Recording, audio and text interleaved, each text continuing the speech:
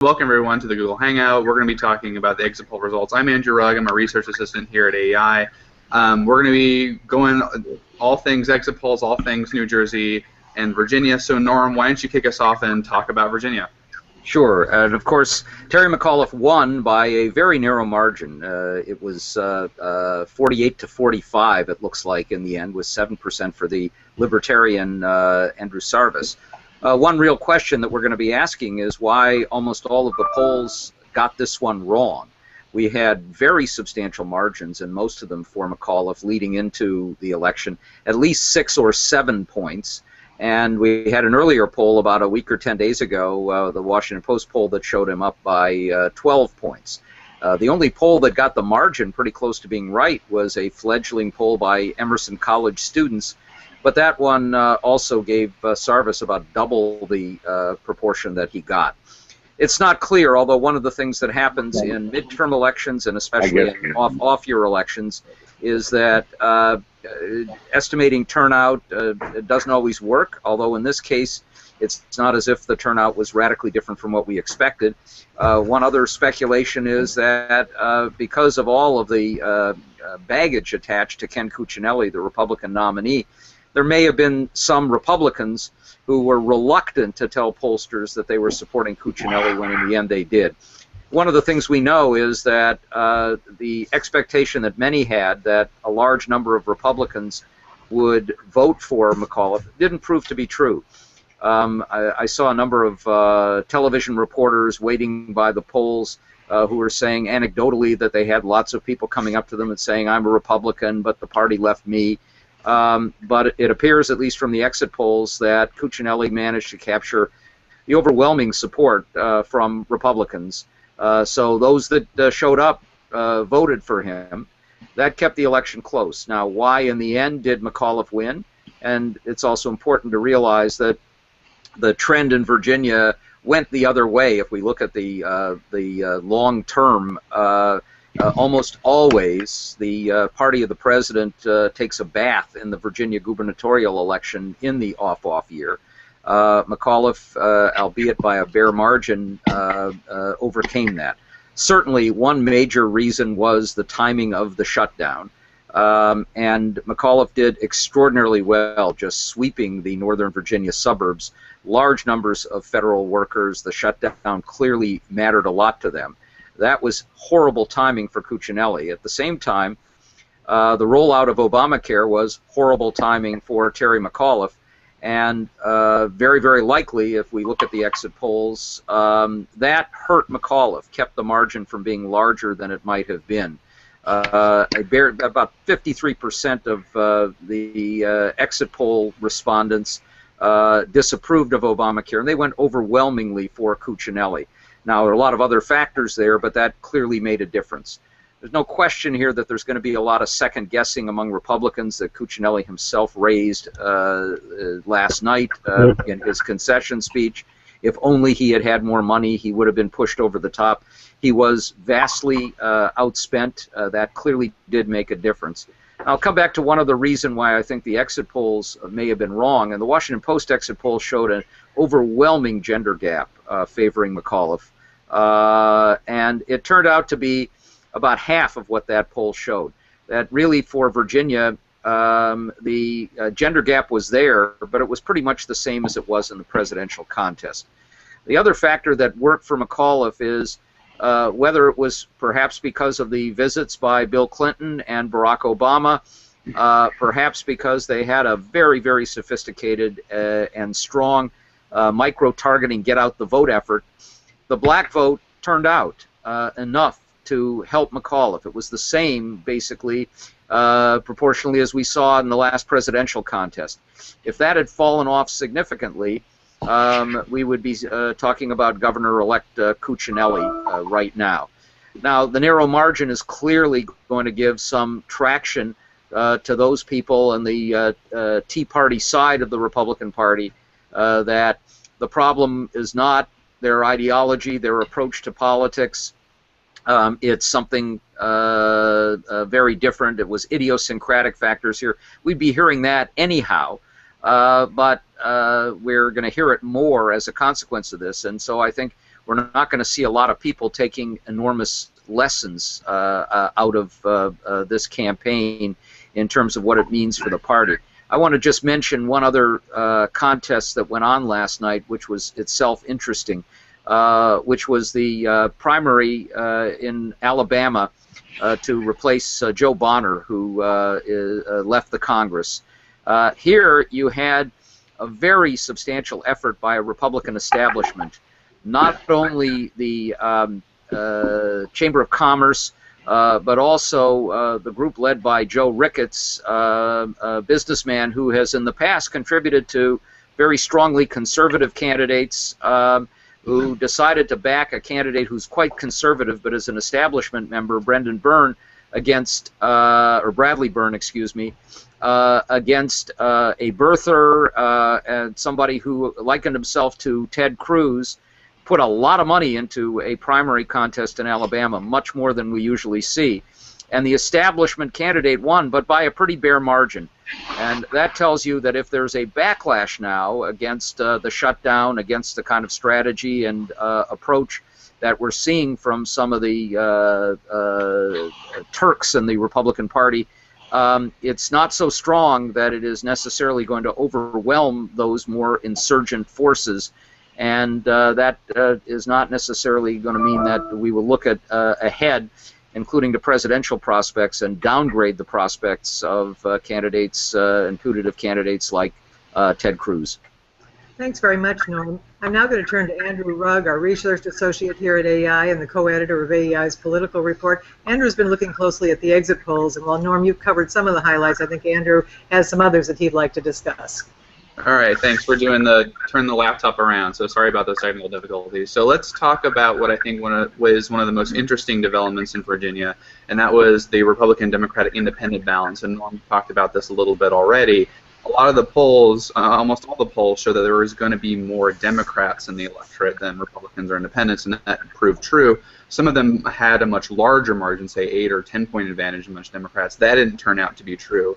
Another really interesting trend amongst some of the polls that were leading up to the Virginia election is some showed more independents in the electorate than Republicans, and while I think there was 32% of the electorate was Republicans and 31% independents in the exit poll. They were close, but there were still slightly more Republicans, and so those findings turned out not to be true.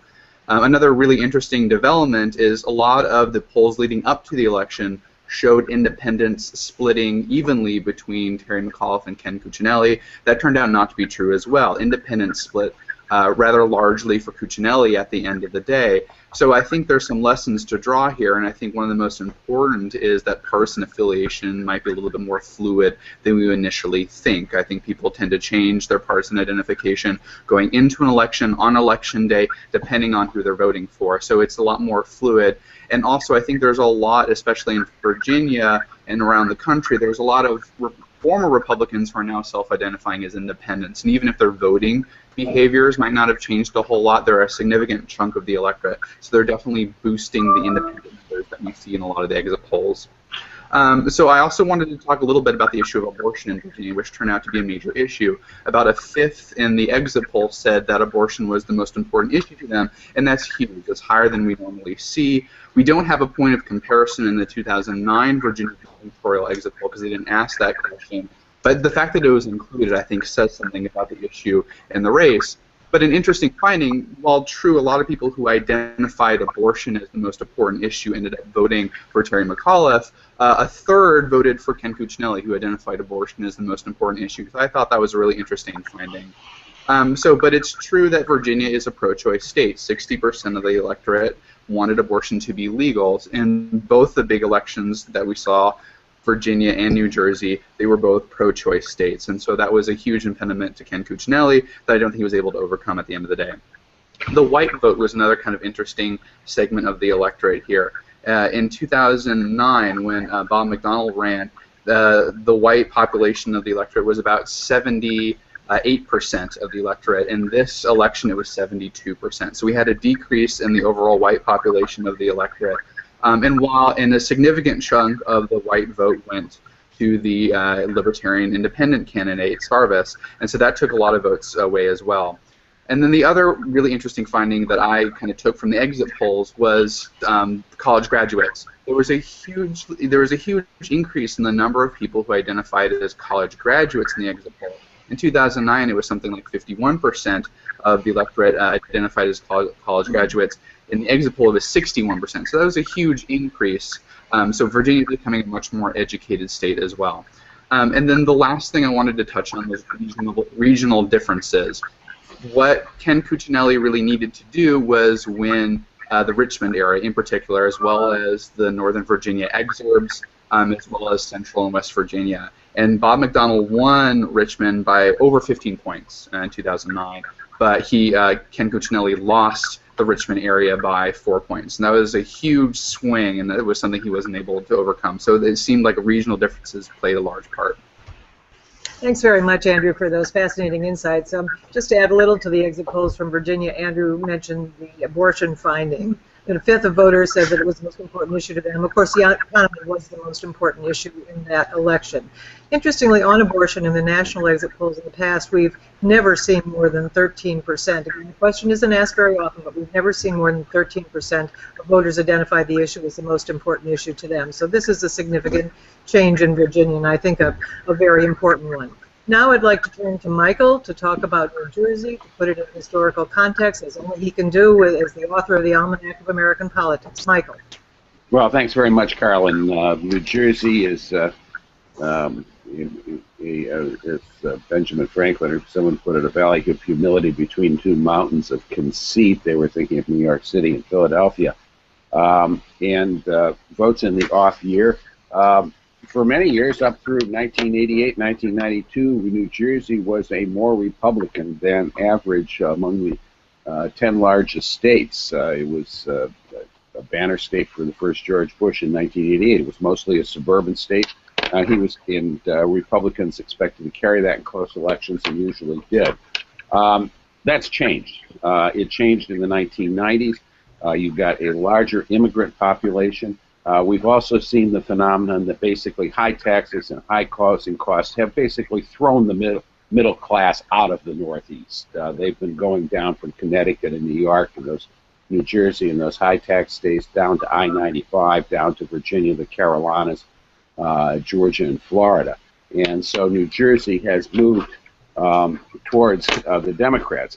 Nonetheless, Chris Christie won a big victory on Tuesday. 60% for him, 38% for the Democratic candidate, Barbara Buono, who obviously never had a chance. That's in line with public opinion polling generally. Through the course of the campaign, Chris Christie was always in a fairly strong position to win re-election up through the Hurricane Sandy the week before the 2012 general election. His response to Hurricane Sandy put his job rating up in the stratospheric area, and he's been unbeatable ever since. Does this have much implications for national politics? Is it in any way precedental? I wrote a column for the Washington Examiner earlier this year saying there was not much precedental value in the New Jersey or the Virginia governor races, unlike some years where issues in those races are reasonably congruent to national issues. Because you had in New Jersey a governor candidate who couldn't lose, and in Virginia you had two governor candidates who couldn't win. And in fact, neither Terry McAuliffe nor Ken Cuccinelli got 50% of the vote. I think there is some precedental value in New Jersey, though, in a couple of interesting respects here. Number one, we've been told that the Republican Party is doomed to minor party status because it's not winning the votes of Hispanics and young voters. If you make straight line extrapolations from the 2008 exit poll or even from the 2012 exit poll, you can certainly make that argument. These are going to be rising shares of the electorate. Barack Obama carried under 30, 66-32 in 2008, and 37 in 2012. He carried the Hispanics over Mitt Romney by about, I believe, 67-31. That will pose some problems. That clearly poses challenges for the Republican Party. In New Jersey, Chris Christie met those challenges. When you look at the demographic data here, the polling figures, Hispanics, 51% for Chris Christie, the Republican, 45% for Barbara Buono, the Democrat. Black voters, 21% for Chris Christie. That's a high number for a Republican among black voters, 78% for Barbara Buono. That's a substantial change for him. In addition, how did he do that? Well, he spent a lot of time with them. He went, up and down that Acela corridor. If you ride the Acela train, you're going to come within shouting distance of a large share of the Hispanic population in New Jersey on either side of the railroad tracks between New York and Philadelphia. He clearly struck a nerve with them. In addition, I think one of the things that worked for him is, and this is something we haven't seen in other states for a variety of reasons, is that in his legislative program, in his budgeting, and in his treatment in particular of public employee unions, Chris Christie made an alliance with Democrats in the legislature who had and will have majorities in the legislature, who have private sector union backgrounds, with the state Senate President Stephen Sweeney of Gloucester County, who's from the Iron Workers Union, from David Norcross, brother of George Norcross, longtime political boss of Camden County in South Jersey, also with the private sector union foundation. And basically these guys said, why should my members be taxed to provide lavish benefits for these public employees who, unlike my workers, are not subject to the vicissitudes of free market downturn, who are not guaranteed this money by the state guarantees. What are high public employee salaries, pensions, and tenure doing for my people? Well, it's a good argument. It's hard to say what those high public employee pensions, how they benefit the ordinary person. They obviously benefit the pensioner, provided that the state doesn't go broke or insolvent. And so that's the alliance. Chris Christie noticeably did not win for his party a majority of the legislature in this contest. I think he didn't really make significant efforts against people like Sweeney and Norcross, who were his political allies. Let me say something about young voters, because young voters, what we're seeing here is that young voters seem to have had the biggest moves since, if you want to measure it against the metric of the Obama campaign or whatever. Chris Christie lost the 18 to 29-year-olds by the overwhelming margin of 51 to 49. Basically, he ran, even though it's a group, obviously, that has a higher percentage of Hispanics and blacks than the older age groups in New Jersey. If I can turn just a minute to Virginia, the 18 to 29s there voted, one of the groups, Rock the Vote, that apparently was in favor of the Democrats, sent out an email bragging that Terry McAuliffe carried the under 30s by the huge landslide margin of 45 to 40. I think that's a little bit like the Teamsters business agent who was in the hospital, and he received a bouquet with a message that said the executive board wishes you a speedy recovery by a vote of 9-6. 45-40 for a Democrat in a seriously contested race in the bellwether state of Virginia, the state that's come closest to the presidential national average in the last two presidential elections. That's really kind of a scary showing for Democrats, and it may indicate what the Guardian political analyst Harry Enton, an American who writes for the British newspaper The Guardian, has pointed out, which is that the younger voters, millennials entering the electorate, don't seem to be as high Democratic supporters as those that are in there now in their late 20s or early 30s. The Virginia data tend to support that. Obviously, the sample sizes are not huge, and we want to see more data before we establish a trend. So I think, I think that's also, to some extent, the Obamacare. Norm made the point that Obamacare and its troubles may have affected the Virginia result. I would make the same point with perhaps somewhat more emphasis. The government shutdown, clearly that was going to hurt Republicans in Northern Virginia if it hurt them anywhere in the country. They did not do well in Northern Virginia, but they still were competitive statewide. The Obamacare, I think, pretty clearly sliced Terry McAuliffe's margin from The polling, which as Norm pointed out, showed him ahead by, say, average of about 7 points in most of September and October, down to a 2 or 3 point win when he ran behind Barack Obama's 2012 and 2008 showings in the bellwether state of Virginia. So if I was a Democratic member of Congress up for re-election in 2014 with a record of having supported Obamacare, the Virginia result, as I'm celebrating and tooting the horn for Terry McAuliffe's Democratic victory, would nonetheless make me a little nervous. Thanks very much, Michael. We're going to turn to Andrew now to talk about some of the other exit poll results from New Jersey. So yeah, there was also some really interesting exit polls that came out of New Jersey, and Michael touched on these a little bit as well, but I think a significant portion of Chris Christie's victory owes to the fact that he was able to win significant portions of generally Democratic groups, including 32% of Democrats, 41% of liberals, 51% of postgraduates. This is a group that is generally very liberal and votes Democratic, and Chris Christie narrowly won them. 33% of supporters of Obamacare, Christie carried as well. 38% of people who opposed the Tea Party voted for Christie. 36% of people who approve of President Obama's job performance voted for Christie, and 35% of people who had a favorable view of the Democratic Party voted for Christie. So these are very Democratic groups, and even solidly Democrats who pulled away from the Democratic Party in large enough numbers and voted for Christie that gave him a huge edge. I think it's probably best encapsulated by the question that asked, would you vote for Chris Christie for president? And 21% of the people who said no still voted for Chris Christie. So I think he was able to pull together some unusual constituents in the state that is largely Democratic. And I wanted to talk about that Democratic identification for a little bit as well.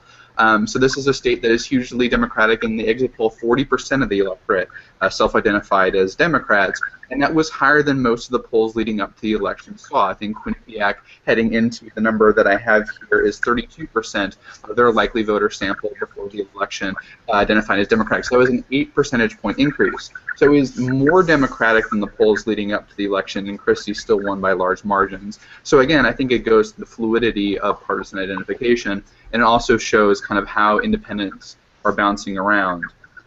Economic conditions was also another major issue that we saw in the exit polls. Most people in New Jersey said that economic conditions in the state were poor or not very good. But even still, Christie was able to win by large enough margins, especially amongst the people who rated the economic conditions as not so good, that it still gave him his edge. And despite negative views on the economy, Christie was still able to win because he was viewed as being proactive and handling the economy generally well. Well, that was terrific. Michael, I wanted to ask you about one question in the exit poll, which Andrew touched on, and that was a question that asked people whether Chris Christie would make a good president. 51% said that he would. Is that number unusually low? And did we hear a 2016 announcement speech last night? I think the number was not unusually low. I think usually, except in the case of some very popular incumbents who have served for a long time, voters tend to indicate they don't want their governor to run for president. It may have been different for George W. Bush after his big re-election victory in Texas in 1998, but usually the argument is serve out your term. I don't think there was much dialogue along that line during the New Jersey race, at least not that I'm aware of. And I think that 51% saying Christie should run in a state that Barack Obama won with 57% in 2012 is probably a pretty good omen. I mean, the Republicans since the 1996 election have been basically shut out in northeastern and many Midwestern and West Coast metro areas because they've been getting very low percentages, lower than in the 1970s and 80s in the suburbs and our very largest major metro areas. And the cultural stands of the Republican Party, which are associated with it, are one reason for that, and there probably are others as well. But nonetheless, that's kind of backlash against the southern and rural support that the Republican Party has now in much greater amounts than he had back in the 1970s and 80s. Thanks, but I think it's basically a vote of confidence, and I think the odds of a Christie candidacy are significant, and I think the idea that he automatically cannot win in a Republican Party of cultural conservatives, I think not necessarily true. And remember, he's got some culturally conservative stance on issues like abortion in himself. Thanks very much, Michael. Norm, I'm going to turn to you with a question from the audience. You touched on the shutdown, but how much of an effect do you think it had in the Virginia race? And I should tell our audience that many years ago, Terry McAuliffe was a student at Norm Ornstein's when he was teaching at Catholic University. By the way, was Ed Gillespie. So for a while I had two party chairs who had been students. Now I've got two governors because Martin O'Malley of Maryland was also a student. The shutdown really did matter, I think, although it mattered less. When we look at a race this close, you could look at any number of factors that ended up tipping it one way or the other. I do think that the shutdown and the timing of the shutdown did make a difference. It probably gave McAuliffe more votes in the Tidewater area, where you've got a substantial number of military bases and contractors related to it, than he would have gotten otherwise. It didn't mean he was going to carry those areas, but he did better. And he did better, I suspect, in part in terms of turnout in northern Virginia as well. So it made a difference, and the timing of it, of course, made a difference too. Thanks, Norm. We saw a gender gap in both the Virginia and the New Jersey gubernatorial contest, although Chris Christie won women. Is this something he could do on the national stage? You know, let me address that. And also, I have a slightly different view than Michael. I think, you know, if we look at New Jersey, a large part of the reason that Christie won so overwhelmingly, which he brought up again and again and again in his speech last night, was Sandy. It was the way he responded to Hurricane Sandy. It was putting New Jersey first, whether it affected his party standing or not. And the kinds of qualities and characteristics that people want in a governor don't necessarily translate into what they might want in a president. And the support that Christie got, very, very strong support from women comparatively and from Hispanics and others, may have related as much to some of the things that he's done as governor that won't necessarily translate. Now, I think he is a formidable candidate, and there's little doubt in my mind that that speech last night was a launch for a presidential campaign. But to win a nomination, he's not going to be able to rely on the strong support that he'll get from delegates from New Jersey, New York, and Massachusetts. He's going to have to navigate his way through a series of primaries and caucuses in states where there are a whole lot more delegates, where that message may not work as well, and where he may have to move much more starkly to the right. He downplayed and didn't even talk about social issues as much as he could avoid it during the course of this campaign in New Jersey, for the obvious reasons, given the nature of that electorate. It's not clear to me that he can do that, and he does have, as Michael said, pretty strongly conservative stances on most of those social issues in a Republican nomination contest. So it's a long road from here to winning a Republican nomination. What message would both of you take to the Tea Partiers about both of these races? Well, one message I take to the Tea Party is that if you've got a candidate who represents your values to the extent Ken Cuccinelli did in Virginia, you might want to give him some support or send him some money. The Cuccinelli folks were complaining that the Republican National Committee only spent, I believe, $3 million on their race as opposed to spending $9 million 4 years ago for Bob McDonnell, who was far ahead in the polls and doing very well.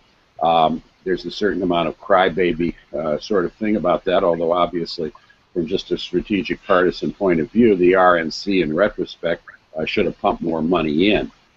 Their excuse will be, well, Obamacare, tore down Terry McAuliffe in a way that we couldn't have predicted. In any case, the circular firing squad and the Republican goes on, but the Tea Party folks didn't pump any money in either. And he was outspent by, in some respects, he claimed by 10 to 1. And Terry McAuliffe had that huge fundraising advantage. I'm fascinated by the way a lot of liberal commentators are decrying always, oh, there's all going to be evil corporate Republican money coming in and influencing races. The big crony capitalism money that came into this race all went on the side of Terry McAuliffe. and managed to get him in the wire, 3 points behind Barack Obama's 2012 showing. Well, maybe I can jump in here a little bit as well, because I noticed some interesting things about the Tea Party and the exit polls as well.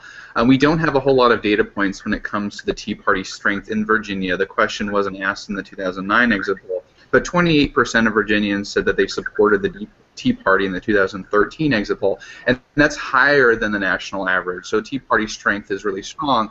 And while it may be true that Tea Party supporters didn't give Cuccinelli a lot of money, they gave him a lot of enthusiasm, because the people who said that they were extremely enthusiastic about their candidate, those tended to be more Cuccinelli supporters than McAuliffe supporters. So there was a lot of enthusiasm there. But then again, that enthusiasm wasn't able to penetrate in the areas that it needed to, mostly the Richmond area, the Northern Virginia exurbs, as well as kind of outside of the Tidewater area. So it ran into those impediments as well, because there's a large regional stopgaps that prevented that enthusiasm from translating to where it needed to. A couple of points to make. Terry McAuliffe was not a strong candidate, as we know, and to me there is very little doubt that if Virginia Republicans had used a different nominating process, if the Republican candidate had been Lieutenant Governor Bill Bolling, or if it had been Tom Davis or his wife, I think we would have seen a very, very strong Republican showing, and we would have a Republican governor succeeding Bob McDonnell. But that's not how it works right now, and to me the energy is still on the Tea Party side. Now, I think that's true even in Alabama, and we're not talking, by the way, about a moderate Republican force against a conservative force. We're really talking about a very conservative force. The Republican nominee in Joe Bonner's district is very conservative against a more radical force. But that radical force outspent dramatically almost won. And I think as we look ahead, the dilemma that the kind of pragmatic Republican conservative forces, the establishment, as we say, faces is these election results do not give them an enormous amount of traction where they can say, you people, the Tea Partiers, can't win in a broader electorate, or that you're on the downswing. They've still got the energy, and nothing that happened last night, I think, is going to detract from that. What do the results say to all of you about President Obama? He was underwater in both of those, in both New Jersey and Virginia. Norm, you said often that second terms are notoriously difficult. Is this just one of the indications of that? It certainly is, and although we saw McAuliffe brought Obama into Virginia, it was a gamble in a way, but it paid off for him, I think, because it probably did help to enhance the African-American turnout in Virginia. If McAuliffe had lost, if Cuccinelli had won, it would have been a blow to Obama at a time when his approval rating has shrunk in the Gallup tracking poll to 39%. That's a 3-day tracking poll, but it's not a very good sign. And obviously he's been on the defensive with the rollout of Obamacare. It helps him in a couple of ways to have McAuliffe win in Virginia. And one way is that there's now going to be a strong supporter, even though getting it through the legislature will be difficult, of the Medicaid expansion into Virginia, and that may give some traction with a couple of other states, at least, as McAuliffe gets out there and talks about the reasons for doing so. So he dodged a bullet in a sense, but I think you have to say that all of the headaches that come down on second-term presidents, the second-term blues that John Fortier and I wrote about for the second term of George W. Bush, are there in spades for Barack Obama. Michael, your thoughts about Obama in these two contests?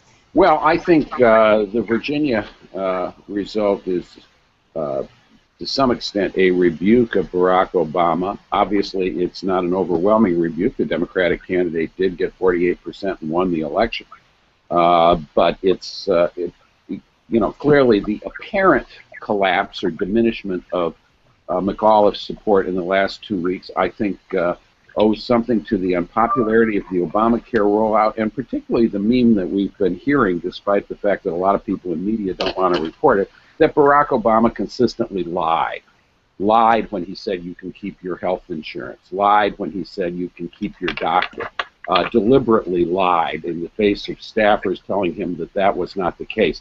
That's not a good foundation for trust among the electorate. And I think that it's possible, by no means certain, that we may see further deteriorations. My recollection of the exit poll is that they asked, do you favor or oppose Obamacare? In the nation's bellwether state, 45, with good black turnout and young singles turnout, apparently, as Norm pointed out. You've got 45% favor, 54% opposed. That's a negative verdict, a continued one. We were told that once people saw how the program was going to work, they'd like it. Not yet in Virginia. And then we got the government shutdown. The numbers I saw said, who do you blame for the government shutdown? Well, 46% blame President Obama and 47% Republicans in Congress. Now, when you consider that individuals usually are rated better than groups, and particularly groups of either Republicans or Democrats in Congress, groups that are identified by partisan labels, a 1-point advantage for the president on that statewide is something in the nature of a rebuke, I think, rather than an endorsement. You know, we'll see if there is further weakening of the president. His job rating is lower than it was, as Norm points out, but is not as low as George W. Bush's was at this point in his second term, I believe. And of course, Bush's went lower from that. But it's did Obama's lies about you can keep your insurance undermine trust with the electorate? That's an important question, and I don't think we have an answer yet.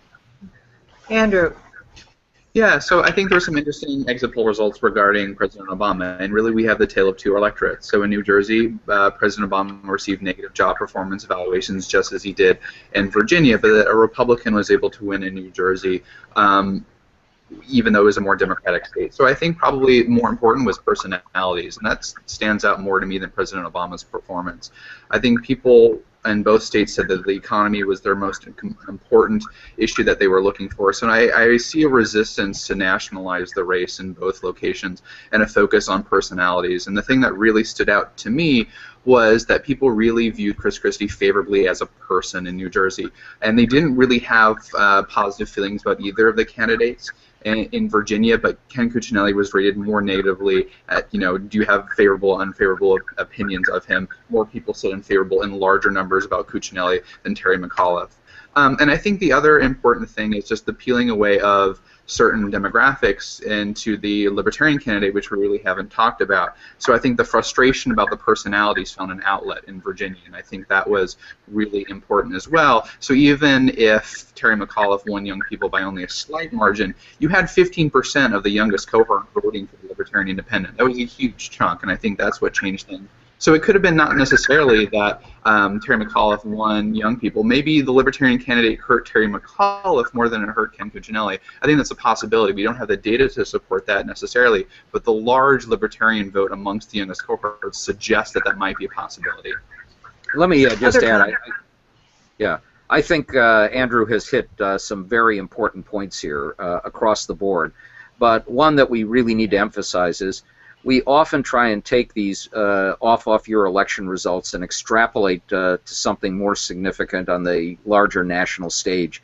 People vote for governor for a set of reasons that involve their own lives and the kinds of things that governors do that aren't necessarily related to how they feel about national politics.